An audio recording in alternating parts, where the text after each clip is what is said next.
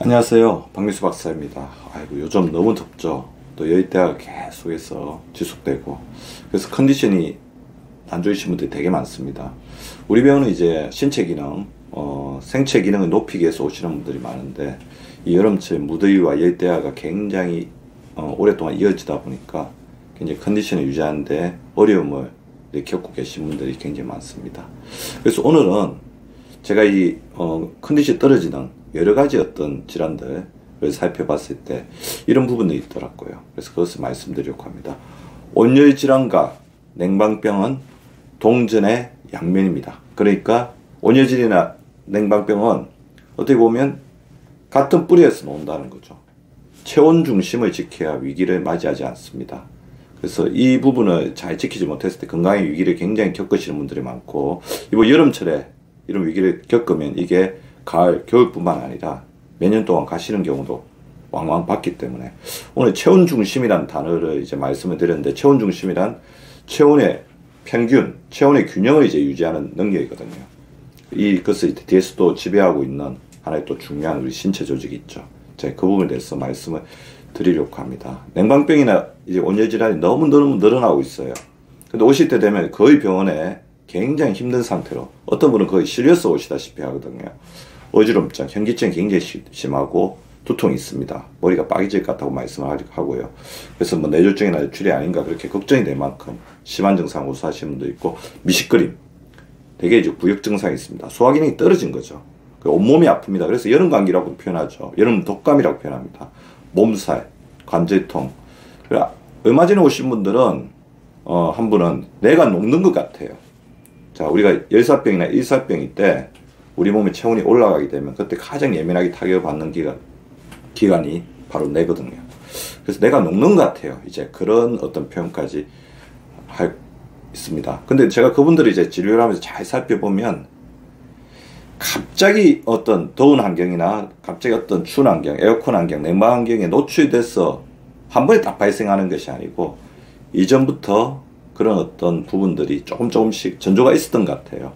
물론 이제 결정적으로 너무 더운 날씨나 너무 추운 날씨에 에어컨에 집중적으로 살면 냉방병이 생기고 온열질환, 열사병이나 일사병이 생기지만, 대부분 분들은 그런 것들이 조금씩 이렇게 전조 증상이 있어 왔다는 거죠. 자, 제가 오늘 말씀드리려고 하는 가장 중요한 요지 중에 하나가, 외부 환경에 노출돼서 이런 질병이 생기기도 하지만 이거를 똑같이 외부 환경에 노출되더라도 어떤 분들은 특별하게 문제없이 넘어가는데, 어떤 분들은 굉장히 심각하게 앓는 것을 봤을 때는 면역력처럼 체온의 어떤 균형을 유지하려는 체온 중심 능력, 체온이 중심을 잡는 능력 자체는 사람마다 개인차가 있고 생활 습관에 영향을 많이 받는다는 겁니다.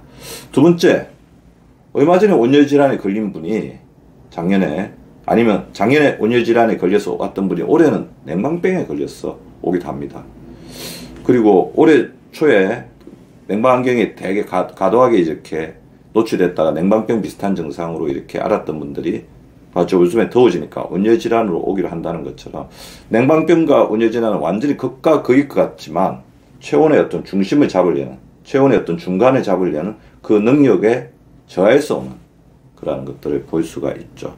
즉 체온 균형 유지 능력, 정상 체온을 복귀하려는 체온의 중심이 무너졌기 때문이라고 할 수가 있는데요. 자, 그러면 체온 중심을 잡는 능력은 어디서 올까요? 저는 물론 다양한 요인들이 있지만 혈액순환을 통해서 이루어진다고 보고 있습니다. 자, 우리 신부체온, 몸 안쪽에 내장 쪽에 있는 깊은 곳에 있는 어떤 신부체온이 있고, 또 이것을 밖으로 이제 배출하는 표면체온이 있습니다.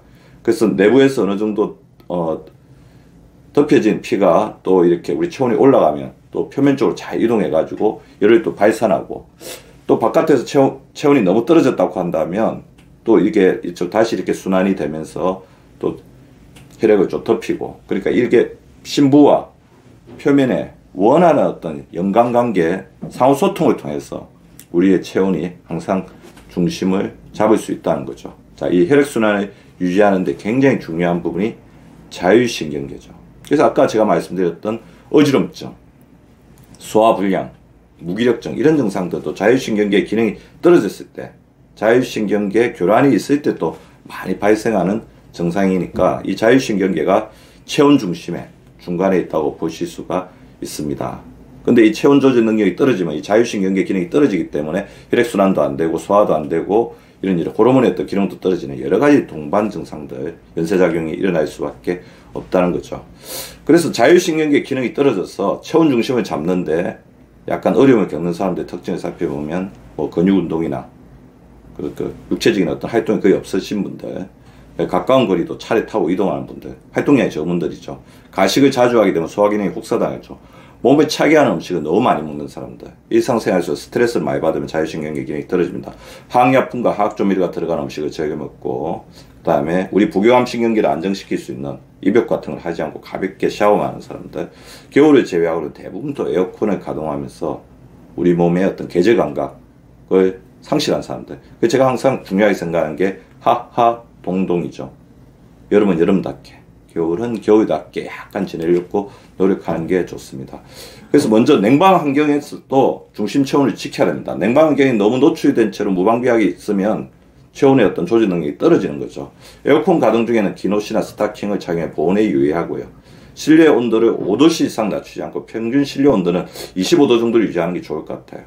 2시간에 5분씩은 창문을 열거나 반드시 환기를 시키고요. 에어컨에 들어오는 거 바로 쐬지 않고 자기가 이제 굉장히 추운 환경에 갈 수도 있기 때문에 약간 긴 소매 옷이나 가디건 같은 거 하나 정도를 가지고 다니는 것도 괜찮을 것 같습니다. 그리고 아무리 덥더라도 약간 이렇게 활동을, 평소에 어떤 규칙적인 생활 리듬을 가지려고 하는 게 굉장히 중요할 것 같고요. 그래서 제가 아까 체온 중심을 지키는 데 있어서 혈액순환이 중요하죠. 혈액순환의 원천은 뭘까요? 물론 움직이는데 근육이 중요하기 때문에 끊임없이 활동하고 근육 운동을 하라고 하지만 결국은 그거의 밑바탕이 되는 것은 수분입니다. 여름철에 냉방병이나 온열질환에 많은 가장 큰 이유 중에 하나도 탈수되는 만큼 물을 잘 채워주지 못하기 때문이거든요. 특히 현대인들은 물을 대신에 이렇게 맛있는 음료, 그러니까 탄산음료나 가당음료 마시는데 되게 익숙해졌기 때문에 그것이 오히려 더 탈수를 더 야기합니다. 그래서 여름철에는 충분하게 수분 섭취를 해주는 게 좋을 것 같고요. 하루 뭐 3리터까지 드셔도 될 것 같습니다. 몸이 차갑다고 느낄 때는 미지근한 물, 따뜻한 차를 드시는 것도 도움이 될 것 같습니다. 온열 환경에 너무 오랫동안 노출되면 이거는 조금 이제 응급 상황이긴 하지만 이 경우도 체온의 중심을 상실하게 됩니다. 그래서 낮 기온이 너무 높다, 32도, 33도를 넘어갈 때는 외출이나 외부 운동을 조금 삼가하는 게 바람직하고요. 28도가 넘는 밤에도 마찬가지입니다. 그리고 열대야라고 한다면 실내에서도 냉방장치를 가동해서 적정 온도를 유지하는 게 굉장히 중요할 것 같습니다. 물론 그런데 몸이 너무 차갑지 않게 적정 온도를 이제 유지하는 게 중요할 것 같고요. 그 다음에 햇살이 강한 시간에는 조금 야외 활동하실 때 모자를 쓴다든지, 그 다음에 조금 이렇게 일을 한 30분 정도 했으면 10분에서 20분은 반드시 그늘에서 쉬어주는 그런 어떤 휴식 전략, 그걸 잘 취하는 게 좋습니다. 아까 제가 수분 섭취가 필요하다고 말씀을 드렸는데 카페인이 이제 많이 든 음료 같은 경우는 오히려 이뇨작용으로 탈수를 일으킬 수 있기 때문에 그런 경우에 그런 음료를 드셨다면 물을 더 마셔서 보충해 주는 것이 굉장히 필요할 것 같습니다. 자, 그러면 힘들잖아요. 체온 중심을 잡으려면 어디에 주안점을 둬야 되냐면요, 우리 몸이 재생되는 바로 잠에 집중해야 됩니다. 그래서 체온 중심은 열대야 속에 숙면을 취하려고 하는 원칙을 잘 지키는 것에서 놓는다고 말씀을 드리고 싶습니다. 아침 기상 시간을 일정하게 유지하는 것이 굉장히 중요합니다. 자, 우리 수면 리듬, 생체 리듬이 다 무너져 있죠. 그때 이것을 유지하는 데 가장 중요한 것은 일어나는 시간을 일정하게 하는 겁니다. 그리고 규칙적인 운동이나 일상적인 활동을 중단하지 않도록 하는 것이 굉장히 중요할 것 같고요. 낮 동안에는 조금 일에 집중해서 몸을 약간 노곤하게 하면 밤에 숙면을 취하는 데 도움이 됩니다. 식사에도 굉장히 신경을 써야 되죠. 칼륨과 마그네슘 풍부한 음식, 바나나나 견과류도 도움이 될 것 같고요. 저녁 식사는 가식하지 않는 게 중요하고 잠자기 2시간 전부터는 공복을 유지하는 게 도움이 되겠죠. 그 다음에 찬 음식을 너무 많이 섭취하면 또 우리 몸에 아까 제가 말씀드린 체온 중심을 지키는 데 있어서 어려움을 야기할 수가 있으니까요. 조금 이제 따뜻한 음식, 찬 음식은 적정하게, 그러니까 뭐 감기 걸려서 목이 너무 아프다든지 그럴 때 제한적으로 이제 섭취하는 것들이 좋을 것 같습니다. 찬 음식 자체가 위장 기능에도 약간 저하를 줄 수 있고 위장 기능이 떨어지면 체온 중심 능력이 더 감소할 수가 있거든요. 그래서 충분한 수분을 섭취하는 게 중요한데 맹물만 먹기가 좀 그렇다면 여름철 제철 과일이 도움이 될 수 있죠. 수박이나 참외 같은 경우에도 도움이 될 수가 있습니다. 그리고 무엇보다 체력이 떨어지신 분들은 소화기능이 떨어져 있잖아요. 가식하지 않는 게 중요한데 더불어서 아침 식사를 거르지 않는 것도 굉장히 도움이 될 것 같습니다. 아침에 주로 이제 보면 아침에 좀 힘든 상황이 좀 지나다가 이제 점심시간 되기 전에 이렇게 병원에 오시는 분들이 되게 많은데 체력이 저하돼서 이제 견디는 힘이 떨어져 있기 때문에 그렇거든요. 그래서 열대야나 온열 상황이 계속 이어지는 환경에서는 에너지 보충을 위해서 새끼를 조금 본인이 좋아하는 음식으로 잘 먹으면서 보양을 해주는 것도 나쁘지 않을 것 같습니다. 오늘 제가 최근에 이제 굉장히 걱정하고 있는 온열 질환, 냉방병 질환 이 부분을 잘 조절하기 위해서는 체온의 중심을 이제 잡는 부분이 굉장히 중요하다는 것들을 말씀을 드렸고, 이거는 결국에는 본인이 항상 이제 평균을 이렇게 지키려는 노력을 가지는 게 굉장히 중요할 것 같습니다. 너무 무리하지 말고 뭔가 몸에서 신호가 보낸다고 했을 때는 바로 또 휴식을 취하고 그렇게 하시면서 큰 병 없이 큰 이렇게 어려움 없이 이 여름을 잘 지켜내면 또 가을이 또 금방 올 겁니다. 그래서 건강관리 잘 하시는 우리 구독자분 되시기 바라면서 오늘의 강의를 마치도록 하겠습니다. 감사합니다.